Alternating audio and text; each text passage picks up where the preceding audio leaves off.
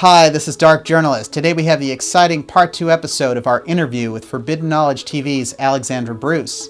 Now, Alexandra's written some fascinating books on everything from the Montauk Project to the development of spiritualist movements in early America, but her latest subject matter may be her most compelling yet. Now, in Part 1 we concentrated on the deep state political research Alexandra's done at her website forbiddenknowledgetv.net. In this special episode we'll explore the controversial topic of UFO technology and the dimensional doorways that may be opening as a result of experiments at CERN. We're in for a wild ride with this one. Here we go. Alexandra Bruce, UFOs and Alternative Timelines.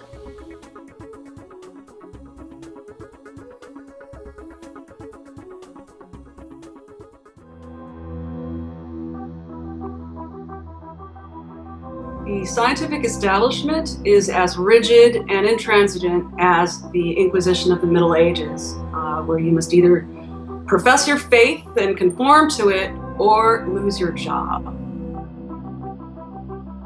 For thousands of years, mystical experience was universal and the norm, and these have been orphanized by scientific materialism. You know, as some people are searching for reality beyond the official story, the media does their best to keep us distracted by chasing down idiotic stories of Pokemon fandom or celebrity wardrobe malfunctions. The road beyond the Matrix isn't going to be easy, which is why we need to create an environment where honest reporting can thrive. The problem with secrecy in an ostensibly open society is it creates a false reality for everyday people on the ground. Are we big enough to shape our own reality? Now, that's not a question I want to ask Amazon's Jeff Bezos, but let's go ask Forbidden Knowledge TV's Alexandra Bruce.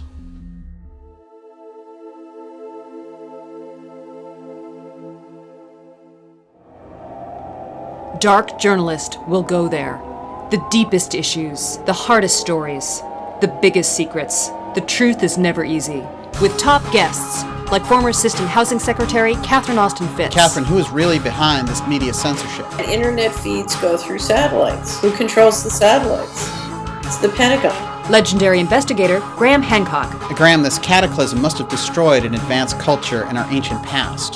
It truly was an extinction-level event. It was accompanied by massive animal extinctions. It was accompanied by huge and unexplained sea level rises, and then a sudden plunge of global temperatures. Best-selling author Jim Marrs. Jim, don't these elite corporate owners need us around to buy their GMO food? Why would they want to depopulate? Because they are eugenicists and they believe that they need to purify the human race. And if that sounds like the Nazis, that's exactly what it is. Coast to Coast AM investigative reporter Linda Moulton Howe. Linda, how are we going to scale that wall of UFO secrecy? Humans themselves are bypassing, are beginning to dismiss all of the policies of denial and lies.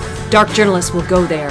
Visit darkjournalist.com and subscribe now for a special summer discount available for just $39 for 1 full year. You'll not only receive access to the complete audio archives to stream or download at your convenience, you'll also get exclusive subscriber-only content and Dark Journalist event discounts. Sign up for our free newsletter to stay updated on the latest shows. Dark Journalist. Let's get the real story in 2016. You know, we need dark journalists, so just keep doing what you're doing.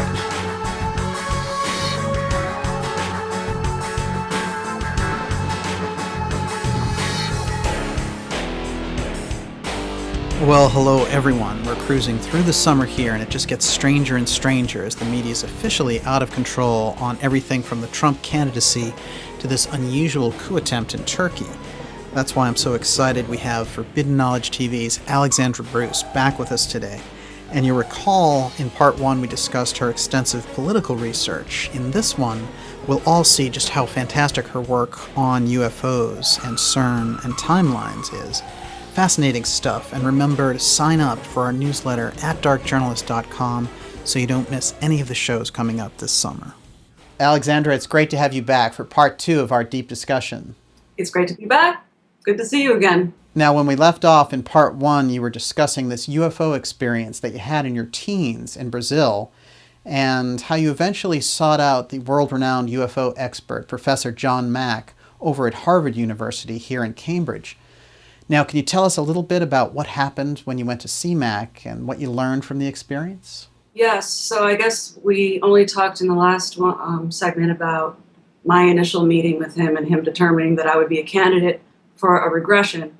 So then I guess a couple months later, I went back to Cambridge and I was regressed. And what that consisted of was lying down in his office, which was, it was actually in the Pier building. It was not on the Harvard campus, but very close.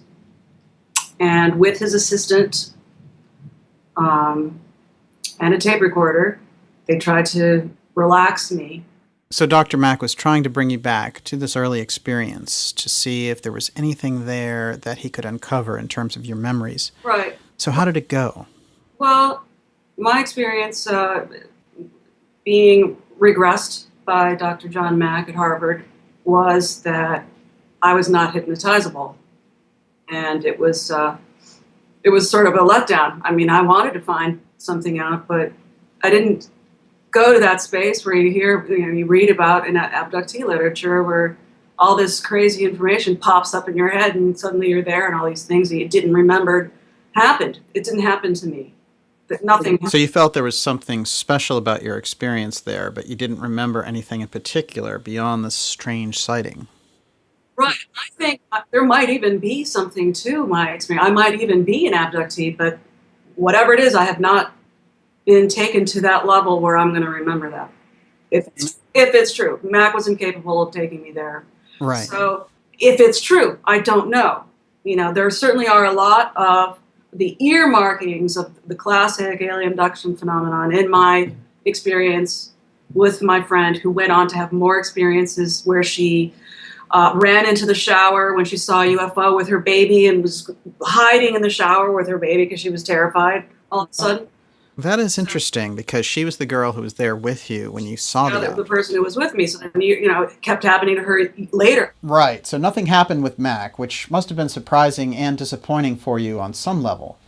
You go to the top guy in the field for this kind of regression, and there's no big breakthrough. So it left a big question mark there for you. But over the course of time now, since your early teen experiences, you've also had other UFO sightings, right?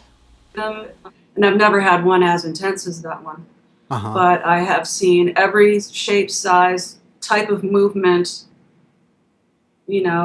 out there. That first one was very weird because it definitely did not seem alien at all. It seemed man-made. It seemed, like I said, the first thing that I said was it's the Americans, and I said, or it's the Russians, because we were in Brazil and it was the Cold War back then. So it was one of the superpowers is what I assumed because there was just absolutely nothing weird or alien about it. Mm-hmm.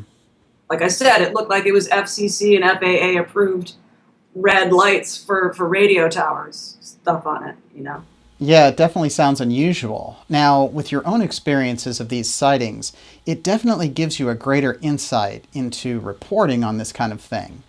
On ForbiddenKnowledgeTV.net, for example. In fact, it's a regular feature up there. And we can see everything from classic UFO stuff from the 90s to totally modern UFO videos. So I guess my question is, you've seen people describe these encounter experiences over and over again. What do you think is really happening there? I think part of it could be human beings in the future coming back to mine our genetics and reincorporate them back in because they had a nuclear war or something, or whatever. I think part of it could be other, possible genetic relatives of ours in the galaxy or the universe, multiverse. And I think a great deal of them are MILABs, are staged with hypnosis, and apparently, the technology is apparently incredibly advanced. And just to clarify that, a MILAB is a kind of acronym for military abduction. Yes, a MILAB is a military abduction, and apparently the technology is so advanced that it can simulate in the mind of the experiencer an event that seems just completely real. Right. And it mimics the classic alien abduction scenario. And it is done to propound an agenda about aliens a message about aliens to the human population that the deep state wants to propound. Right, exactly. Now, let's look at what you think would be a legitimate UFO abduction case. A legitimate case? Well, is there one that stands out for you that you find very compelling? I think the Betty and Barney Hill story sounds quite legitimate, and that's why it stands the test of time. And it's sort of a, it is the cornerstone. It is of the UFO era. The alien abduction motif or whatever. It is the first and in many ways the least contaminated. It's the least contaminated case because it was the first. They weren't imitating anybody. They weren't trying to please their therapist. They were just trying to get their lives back together. So I think it remains a very interesting case that's worthy of anybody's study. I definitely agree with you. That case still sets the standard for authenticity. Now, on the other end of the spectrum, what would make a good MILAB or simulated abduction case?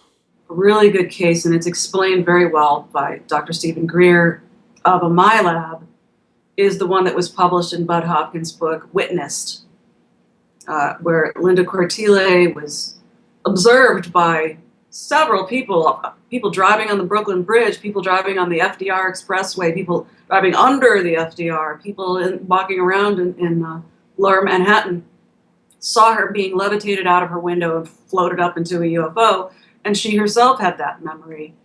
And then she went on to write her own book that was bizarre, about those two FBI agents who reported the events but then disappeared, and so actually did not provide the real solid backup that Bud Hopkins actually needed to publish that story as with the kind of integrity that he needed.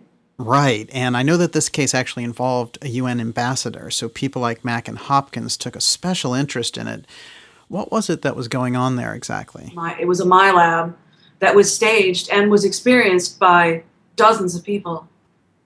That they somehow created a field that could could impinge into the brains of people driving on the Brooklyn Bridge, driving on the FDR Expressway, driving underneath the FDR, walking around lower Manhattan near her apartment. They saw her being floated out of a window and floated into a UFO. She reported having this experience and contacted him.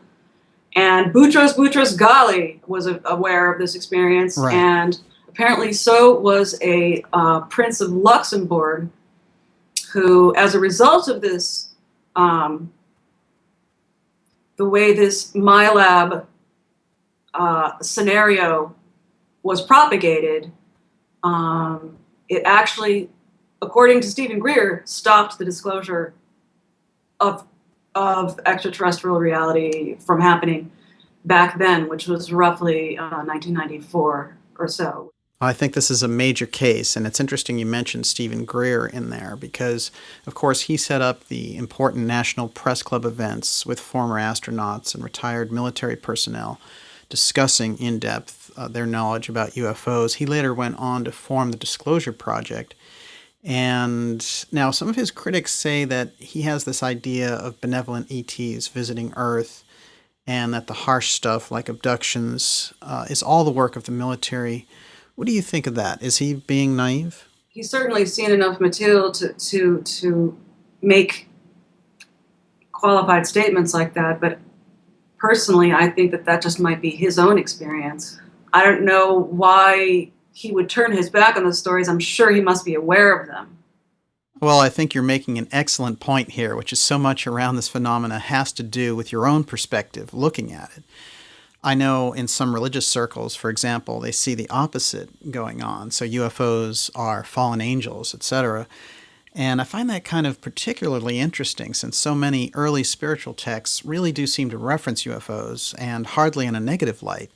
So it is really how you see it that makes the difference here. Right. Now, one last thing on the UFO question before we move on is, as someone who studied it for many years, where do you think we are now in terms of understanding it? For example, starting this year, there's been a strange push to bring it into the public eye again, from presidential candidate Hillary Clinton talking about it on late-night talk shows to Pepsi making these 10-minute commercials about the Anunnaki and the Black Knight satellite. Pretty strange trends if you think about it. So are we seeing a new wave of interest? It seems that this is the most attention it's received in the mainstream world since maybe the year 2000 and the aftermath of the Phoenix Lights incident. So, after that, 9/11 seemed to shut off any advances in the discussion around UFOs. But what do you think is going on here in 2016? I think that they'll probably only cop to the existence of extraterrestrials and their technology, but not the abduction part, because that'll open them up to the kind of liability that I was talking about before that would wipe out an entire nation or something if people sued Right. the government. So I think it's probably in the interest of, although the military-industrial complex loves having all these wars and maintaining the hydrocarbon status quo, ultimately, I think even these greedy bastards know that that's not sustainable and that they want to have the monopoly on whatever's next technologically. And so that's how it's going to be rolled out. Whatever, extraterrestrial technology or whatever, maybe interdimensional, whatever you want to call it, advanced technology that's going to be rolled out will be rolled out in a controlled fashion such that these same entities that are in charge of the petroleum cartels will have the patents and the control over, the new energy paradigm so that they can still make money. So you think the UFO issue is largely an energy issue, which is why it may have to become disclosed at some point? I think the reason why a big reason why it hasn't been exposed is because it's an energy issue, because we're talking about how in the world do these things get here how do they go faster than light, basically. It would put the hydrocarbon industry out of business, and that would mean our whole civilization would collapse. So it has to be done in a controlled fashion so that we don't have a total collapse of jobs and infrastructure. Sort of like what the internet has done, but it like a million times more. You know what I'm saying? What the internet has done to so many businesses by crashing them. It's not the intent of the internet to do that, and it's not the intent of an advanced technology to crash anything, but that is the effect. But we do have UFO activists and people who've deeply studied it for years saying, well, it's 70 years later. By now, they should have been able to roll it out. It seems like it's been kept behind a wall of secrecy, and a small group has just been reaping all of the benefits. Right. They're hoarding it for themselves, and the military-industrial complex is milking the Wehrmacht and the war machine and war profiteering for as much as they can. And that's really what's been going on there. Yeah, that's a good point. And maybe there'll be a time, maybe after they've genocided enough of us or whatever, that it'll be time to roll out the new technology. I don't know. So you think that at some point they'll actually let this exotic technology out? I think, yeah. That would change a 70-year policy. But I think it would probably eradicate a lot of incredible profit-taking that goes on, too, at the same time. And that's precisely what the energy cartels don't want to see. They want to maintain their monopoly that they have. So some of them really will do anything to prevent it, but at a certain point they'll have to roll it out because the traditional energy model is just going down fast. So my question for you on this is the UFO the missing piece to history? Yeah, on a lot of levels. What is the most crucial level? Potentially our own origins and the fact that it still takes exactly the same amount of time to fly from New York to Rio as it did 50 years ago, or more, 60.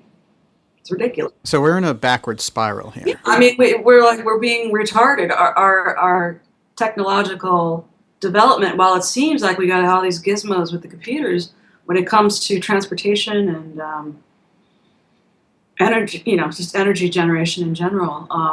We are absolutely being retarded and suppressed. And I ran recently a really interesting clip that was from Stephen Greer, that Stephen Greer's people had interviewed Paul LaViolette, the physicist, and he was talking about having read a think tank report from 1956 in England, and I'm forgetting the name of the think tank, but they were basically they were in conversations with all of the top aviation manufacturers in the world. It's about, obviously most of them in the United States, including all the military ones, and Boeing and Lockheed, and there were about 15 that were named that they said had the capability, the infrastructure to implement a back-engineered propulsion system that was based on masers, which is focused microwaves. And the way that Paul LaViolette describes this anti-gravity technology is that these beams almost act like the legs of a chair or a table. They push down and they cause the thing to levitate. The beams themselves and the nature of masers is that they don't scatter. They really stay focused. So it really is almost like a solid object. And apparently the TRB-3s, the black triangles that a lot of people report, many people also allege are of human manufacture, of U.S. military or whatever, New World Order manufacture, whatever it is. Mm-hmm. Whoever's making this stuff are human beings. It's back-engineered alien technology using maser anti-gravity propulsion. And we had this existed, we had it in the mid-50s, ready to go, and ready to actually launch and be able to travel much faster than we do using jets. That is fascinating. Now, one of the categories you have on the Forbidden Knowledge TV site is the secret space program. Of course, we did the conference last year in Texas, and we're joined by former Housing Secretary Catherine Austin Fitts and Linda Moulton Howe. And I know you've run a number of key videos on the subject and really been an early adopter of the whole thing. Now, something of a trend has been happening lately with people claiming to be whistleblowers, saying, I'm Captain so-and-so and I was in the secret space program. On the other hand, we've had legitimate players like Gary McKinnon, and who was the NASA hacker, who saw an off-world officers list in their computers, which suggested an entire program that was operating in outer space that the public has no knowledge of. Now, what do you think is happening at this point? Are they trying to discredit this story by putting forward these imaginary whistleblowers? Before the imitators came along, there have been some truly brave people trying in one way or another to tell us something about this clandestine program. I think that the people who are willing to speak to it basically are people who are on death's doorstep and don't care if the government kills them anymore at this point, and they want to tell the truth. Right. So around this topic generally, people like the late Colonel Philip Corso, who said we re-engineered alien technology that we'd obtained in crash retrievals to make major advances, and Lockheed Skunk Works CEO Ben Rich, who developed the stealth fighter and said on his deathbed that we already had the means to travel among the stars, but the knowledge was locked up in black projects. So there are, I'm sure, many still in the can waiting for these guys to kick the can right. and to come out, because that's the only way. These people, they gave an oath that where their lives would be terminated if they shared this information, and so that's the deal there. Right. So do you think that along with these brave truth tellers, we're seeing these caricatures coming out left and right who are saying, I was part of the secret space program, etc.? Is that disinformation that's just set out there to delude these true confessions? Well, I think that there are some characters. It reminds me of the Montauk Project stuff. These Me Too people, these copycat people, and it could be literally that you step into a field, a reality field, and you resonate with it, and maybe it's a parallel universe thing, and somehow you feel like you're an experiencer of that reality. That might be a component to it. Okay, so you're saying maybe there are people out there who just over-identify with the topic to such a point that they start sharing their impressions that they're getting. Yeah. And that's more of a process in their psyche versus an actual experiencer. Right. I think some guys have more evidence and documentation than others. I wrote a book about Phil Schneider, and his wife gave me like a suitcase-sized amount of documentation that showed that he did work in the building of many, many deep underground bases, and that he had face-to-face experience with tall, big-nosed grays, as he described them, and that was an interesting case. That was the first book I ever wrote. I was commissioned to write it by Peter Moon, the publisher of Sky Books and of the Montauk Project book series, and it was really a hair-raising experience to get involved with that whole world of information, because it sucked you in, and it was all, suddenly you began to see and experience and taste and feel the whole thing. This is a really intriguing process you're describing, and I do think that kind of deep reporting pays off. Now, with Phil Schneider, he was a major whistleblower who claimed he worked on these deep underground bases long before anyone else came along and described them. He was killed in a pretty horrible way after he came out with his story, and actually the name of your first book, which is excellent, is called The Philadelphia Experiment Murder, and Schneider is the murderer, so it's your investigation of his death. Now, what was he saying that they decided he just needed to be eliminated? Well, he was describing the names and locations and the nature of all of these deep underground bases that he'd been working on for so many years, and that those are big secrets, and people didn't want him talking about it. His murder was covered up by the Multnomah, Oregon County coroner. They didn't even do a real exam of him. He was pretty much bedridden, and so he had a catheter, to urinate, and that catheter, the rubber tube, was found he basically, that was the cause of death, according to the coroner, was self-asphyxiation. And when I asked the head of the New York City narcotics squad if that was a way that people could die, was by self-asphyxiation, he said no, because you'd pass out before you died. And then I said, I'll tell you the whole story, how they found him. Okay, so he apparently self-asphyxiated and then fell face forward onto his wheelchair, hit his head on the wheelchair, and then onto the ground, and then blood spilled out of his mouth. And he said, no, because if he were dead, blood wouldn't be pumping anymore, and blood wouldn't be coming out of his mouth at that point. So there's a lot of things wrong in this coroner's report.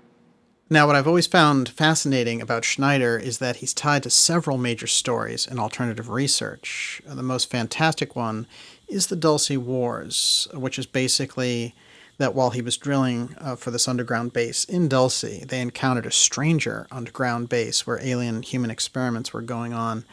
Can you tell us a little bit about that? Apparently, while he was expanding the base, the human Earth base, the military base, it blew into a pre-existing alien underground base that had been there for quite some time. And the description was that it smelled like the worst. It smelled so bad, it was unbelievable. And it was full of these tall, big-nosed grays. And they immediately got into a skirmish.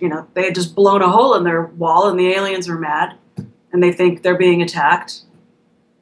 The humans are freaking out. They didn't expect them to be there. And he said people died. I forgot the amount, and that he was shot at. I think he said that the gray just sort of waved his hand at him, and he said, it just cut me open like a fish. It just cut open his whole abdomen. Whoa. And he was in a basket. It wasn't an elevator. He was in a basket. that, because they were just still, it was a raw space that they were blowing up. And he said that a soldier was able to get him into the basket, and that basket was hoisted up, but the soldier actually died. The guy who saved his life died. Now, Schneider, as it turns out, actually had legitimate credentials that you saw. I saw his tax reports from Morrison Knudsen. His ex-wife of several years, just described all the scars. The scar from that event, this huge thing that went up and down his abdomen, similar to that guy that Jim Mars maybe had, which might be interesting. Richard Thielman. Yeah. Yeah. What's interesting about that is Schneider, like I said, is tied to these other stories. His family tracks back. His dad was a paperclip Nazi. That's also in your book. Now, how do you feel it plays into all this, and do you think it's true? Well, I mean, there's not a lot of proof of it, but apparently he was captured from a sub, and actually because of his, I guess he had really good medical skills, because that's what he became, was the chief medical officer of the Navy. That was his position, and he was in charge of the medical experiments, the medical part of the Bikini Atoll atomic tests. He was the guy who tested the effects of that kind of radiation on the human body. That is intriguing, and here we are again with that paperclip Nazi trail showing up in these exotic scenarios. We have UFO technology and underground bases. Definitely connections here, and Schneider was a kind of living proof before he was removed from the scene. You did extensive work on Schneider's story. What is your final impression of the whole thing? Well, that essentially what he was saying was true, and that he was murdered, and the murder was covered up. And that these programs, I think, tend to be multi-generational in nature. They tend to choose from the children of guys who are already involved. So just being the son of a paperclip Nazi, he was going to have an unusual line of work and a strange destiny. Right. Yeah. It just makes it easier to keep the secrets that way. It's a family thing, Absolutely. Well, you did some incredible deep research on him and the story he was trying to tell us. I don't think people yet comprehend exactly what he was trying to get across about a whole different infrastructure existing underground. But little by little, his descriptions of these vast construction projects in the 90s, it seems so much more plausible now when you think about it. Mm-hmm. With all that in mind, we're going to plunge in further to the mystical places of your writing and analysis. This time, it's the strange case of the Montauk Project and some of the new work you're looking at with the CERN Hadron Collider. This is getting hardcore. Last round here, coming up with Forbidden Knowledge TV's Alexandra Bruce. Stay with us. Go deeper with Dark Journalist. Subscribe now and you'll have access to the complete audio archives to download or stream at your convenience. Receive advanced updates and discounts on Dark Journalist events. Enjoy exclusive subscriber-only content. Go deeper with Dark Journalist. Visit darkjournalist.com and subscribe now for a special summer discount. Available for just $39 for 1 full year. Dark Journalist. The truth is never easy.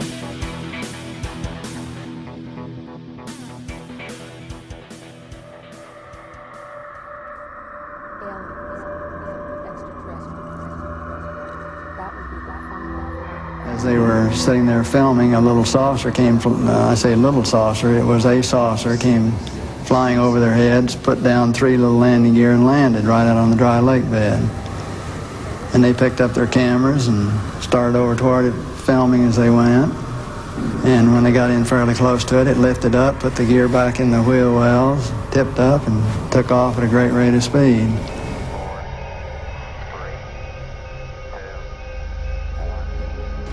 Dark Journalist will go there. The problem with secrecy in an ostensibly open society is it creates a false reality. Hidden technology. So in other words, the possibility exists that you have here a machine that is manipulating magnetic fields on a planetary scale that has nothing to do with particle physics. The black budget.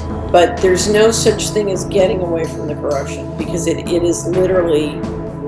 is now integrated into every economy in the globe. Geoengineering. I'm talking about right down to the DNA level.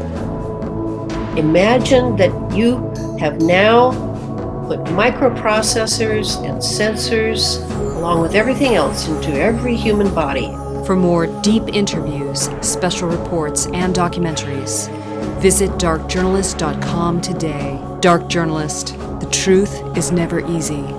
And we are back. This is Dark Journalist, and I'm speaking with the author Alexandra Bruce. Alexandra's website is an open source video showcase that's showing videos on subjects ranging from holistic health to UFOs and deep politics. It's at forbiddenknowledgetv.net. Go check it out. You might never leave with all the fascinating content there. And of course, you can find part 1 of our interview at darkjournalist.com. Now, Alexandra, your research has taken you some really interesting places, and I find the jump from the Philadelphia experiment to the Montauk Project was just crucial. The inside man on the Philadelphia experiment was Bob Beckwith. Now, can you tell us about him?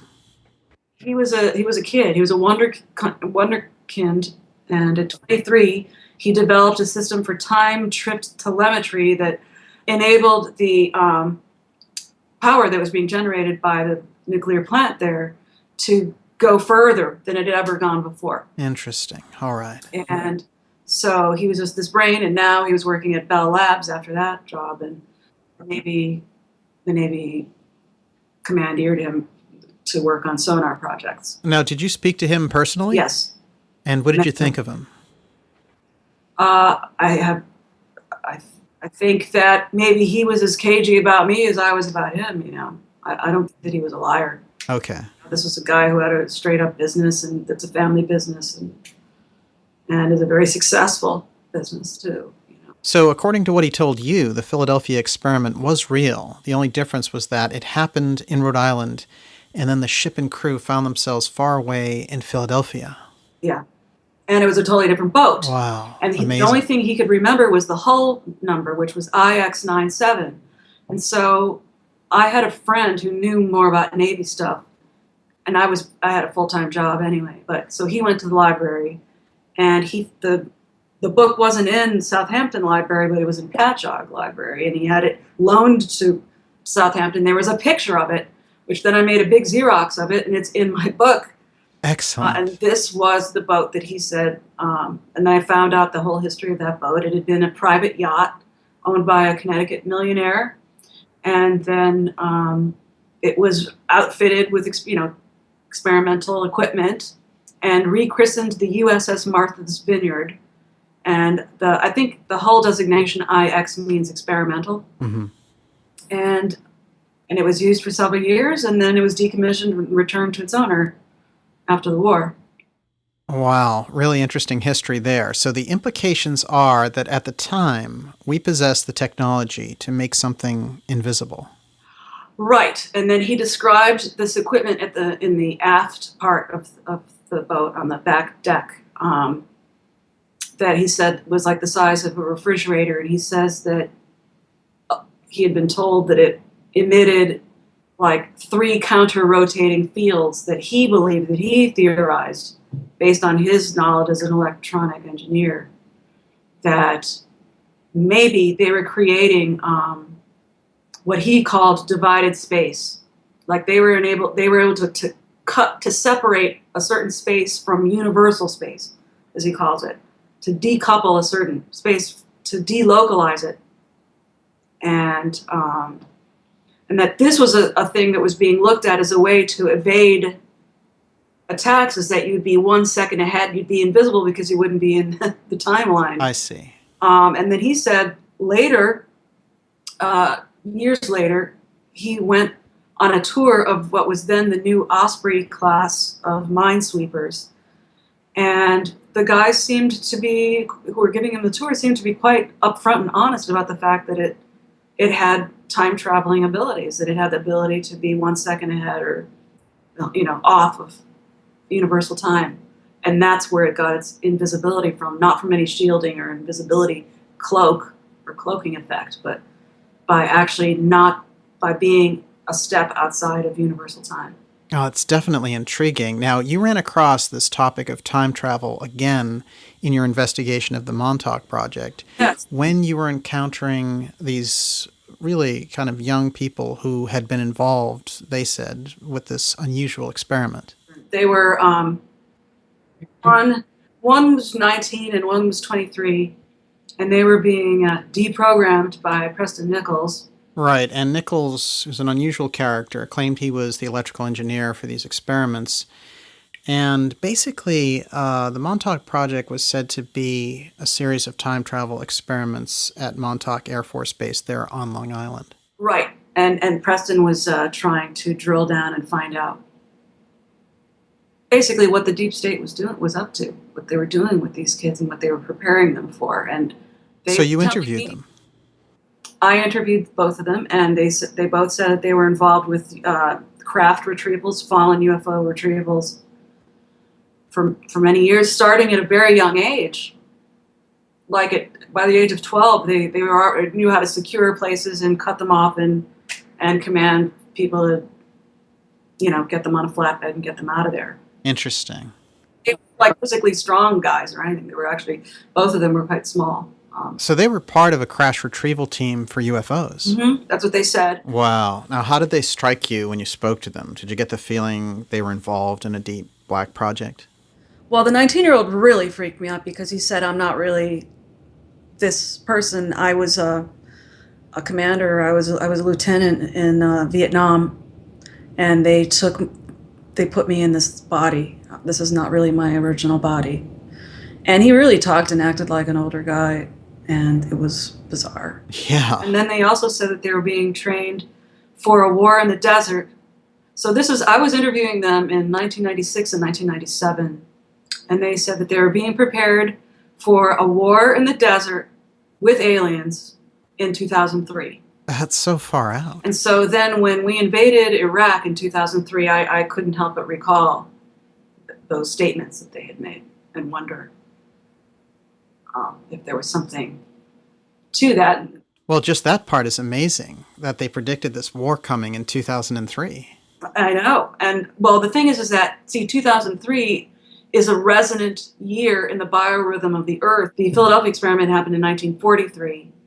And 2000, every 20 years is part of the Earth's biorhythm. Every 20 years is a resonant year with that year. And so that's why 1983 was when the Montauk Project happened. And which meant the end of the Montauk Project, really, which was not one project, it was many projects. It looked like it was all kinds of genetic engineering stuff, out-of-body remote viewing stuff, and astral projection and physical projection using the super collider at Brookhaven. That is fascinating, and one of the remarkable features of the Montauk story is the so-called psychic chair, where they would use a psychic relaxing in a chair to create an energy field to facilitate time travel. That was apparently using a chair from a UFO, and they would have a psychic, in this case, most of the cases, Duncan Cameron, who had been very trained to really dial into specific places and times, and that he would be in this chair, which is very responsive to conscious focus, because apparently that's how some UFOs are driven. They're driven by the pilot is purely with their mind. I've even heard crazier stories that some of these UFOs actually have DNA. They have the same DNA as the pilot. Oh, that's intriguing. But the super collider aspect being used to enhance astral projection, what did you think when they fired up the Hadron Collider at CERN? That must have sent all kinds of bells going off. This is why when I started hearing about CERN, I began to wonder if there might be a time travel or interdimensional component to CERN, and then it even is publicly acknowledged that there is an interdimensional component to CERN. But the one that's being made public, I don't think is the real one. I can't claim to know what they're doing at CERN, but all I know is that I have to say that so many things that I read in Montauk books, I would see 5 years later on the headlines of the New York Times, like how IT&T laundered Nazi gold bars. There it was, he said it, and then it was on the front page in 1997. I heard it a few years before, and then there it was on the front page, that they laundered the money from Nazi gold bars to build out Spain's telecom, their whole phone network, ITT Corporation, who he said were big time involved with the Montauk Project. Okay, so let's go really far out on this for a second. In my interviews with Dr. Joseph Farrell, he's talked about one of the hidden purposes of the CERN Hadron Collider being to communicate with other dimensions, and you've done some research on alternative timelines, which ties to some of the work around the Philadelphia experiment and the Montauk Project that you've done. So I guess now you had some sources saying that they were transferring things like weapons and gold to this alternate dimension and using it as a means of transfer. This is edgy stuff. What exactly was going on there? Well, actually, I was having this is when I was having dreams that were so real. This is when my I'm not an abductee thing begins to fall apart, because then I started to have direct dreams of knowing that this was happening, that they were hiding munitions, that they were hiding troops, they were hiding all kinds of things in parallel universes. And also, at the time, I was, because I was spending a lot of time with Glenn Pruitt, who I met in a New Age venue, and he was claiming to be an Atlantean crystal healer guy or whatever, but he was, somehow we became friends. I would not normally become friends with someone like that. But his dad was Jay Pruitt. His father was everybody says he was the director of the Montauk Project, who was in charge of hiring, firing, and paying personnel. Mm-hmm. And Glenn hated that. He didn't want to hear this story. And then he confronted people like Preston and others with a group shot of his father with 20 other people. It was his father at his job at Republic Bank of New York's insurance division in Dallas, Texas. And he said, pick my father out of this crowd, and all of them picked him out immediately. And so then he began to realize that there had to be something to the story. And then when he started to go into it as this amazing psychic person who weighed 1,000 pounds. I mean, he was the most over-the-top human being I've ever met in my life. He was the most intelligent, most psychic, and by far the biggest person I've ever met. And some of the things he told you, and of course here we are again with these family connections, here with Pruitt and his dad, and earlier with Schneider and his father.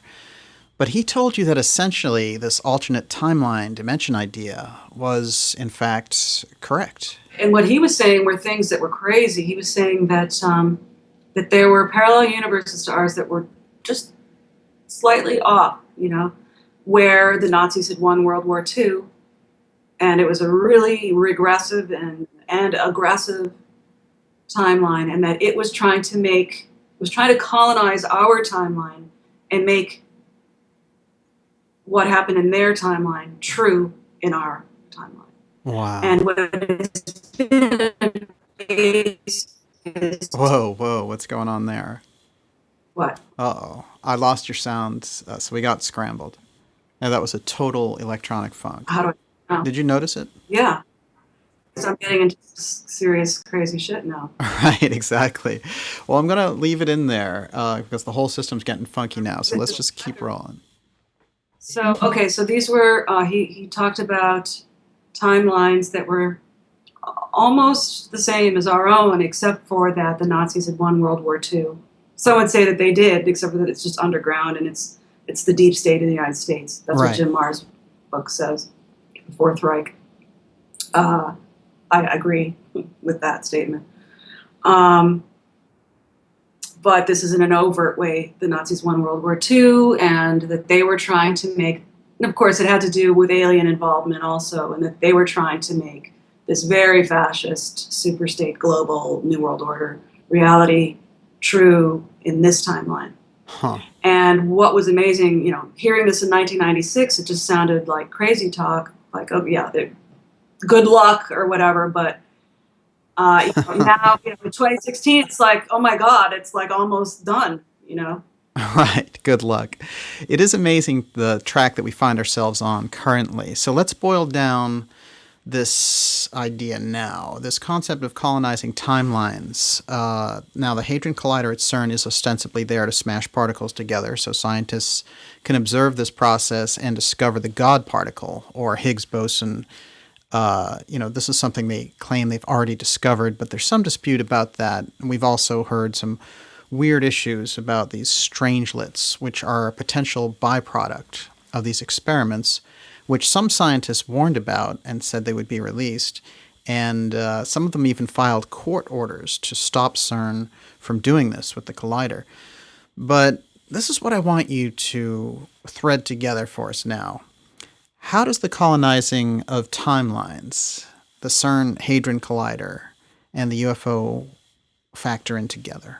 Well, these extraterrestrial groups aren't stuck in our third dimensional time track. They can go in and out. They can insert things into our history and make the present different.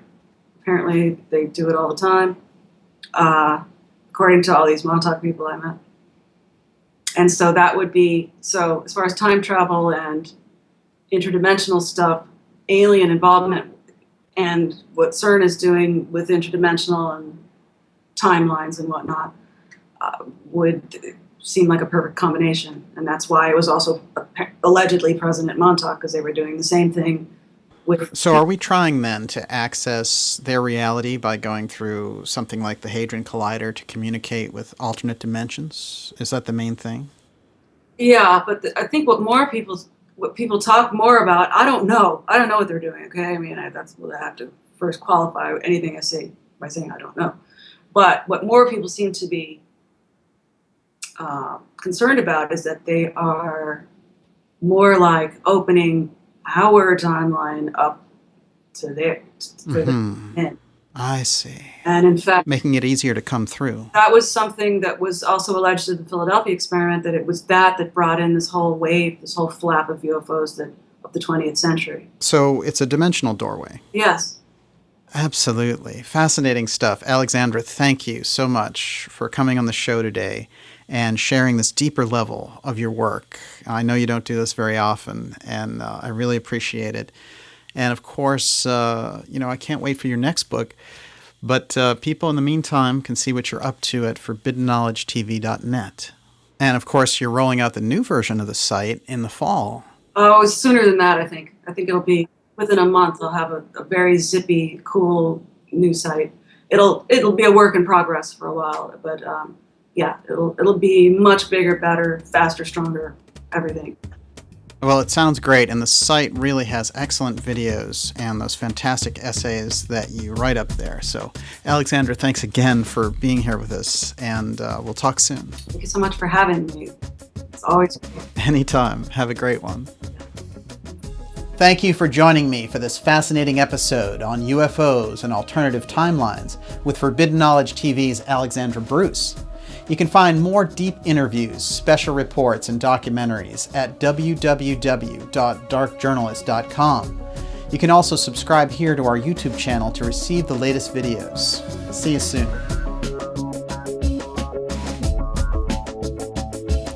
Tune in next week when Dark Journalist welcomes UFO abduction expert Dr. David Jacobs. Subscribe to our newsletter at darkjournalist.com to stay updated on the latest shows.